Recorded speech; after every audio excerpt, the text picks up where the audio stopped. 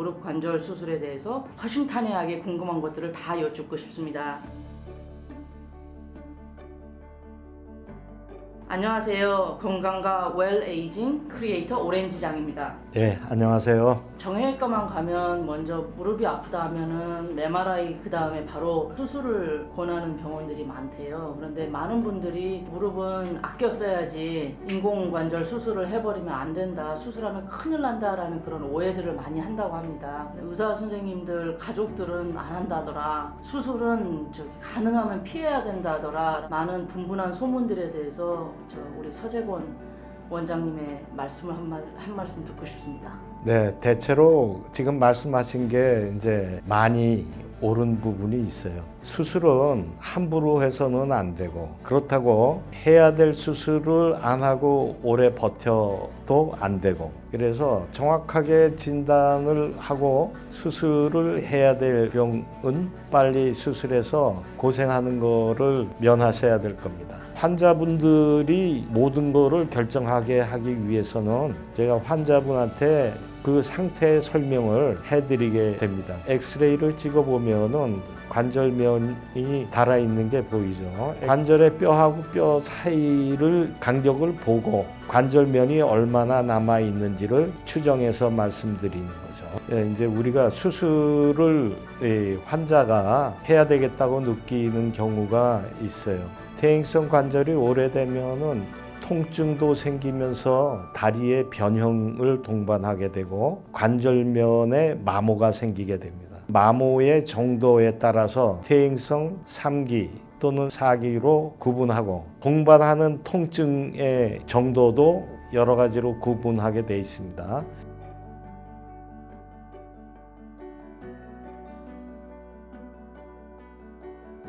제일 중요한 거는 통증이 일상생활을 방해할 정도로 큰 경우는 우리가 상당한 통증이 동반됐다 보고 인공관절 수술에 해당한다, 이렇게 설명을 드려요.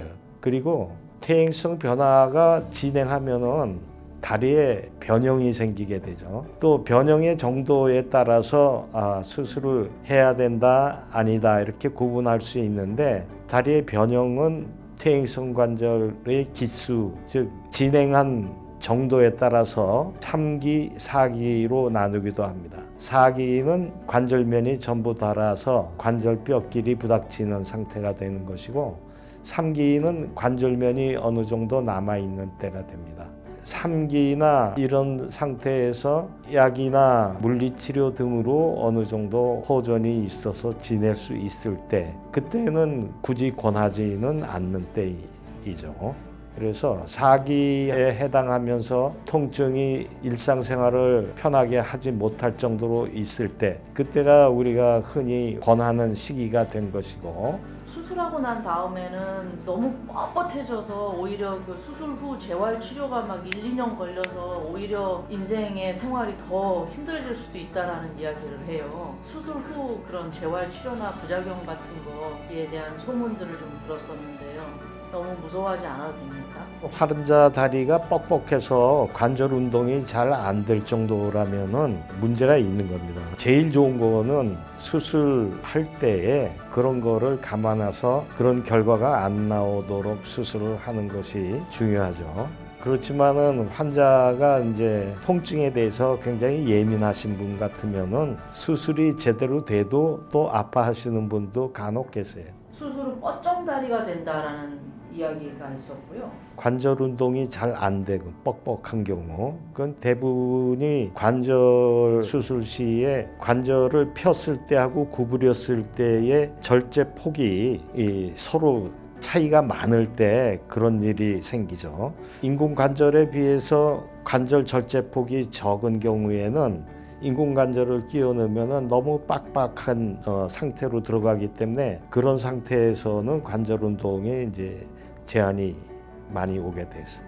또 이렇게 양반다리가 잘 안 된다, 이런 말도 있었고, 양반다리를 결정하는 거는 무릎에서 그게 결정이 되는 게 아니에요. 사실은 정상인 같으면은 다리를 구부리고서도 양반다리를 할 수가 있어요. 그거는 관절의 운동이 고관절에서 회전 운동이 일어나서 양반다리를 하게끔 하기 때문에 무릎 수술하고서 양반다리가 안 된다 그러면은 대부분은 고관절의 구축이나 이런 걸로 다리가 잘 안 벌어지는 분들이 양반다리가 안 되는 경우가 많죠.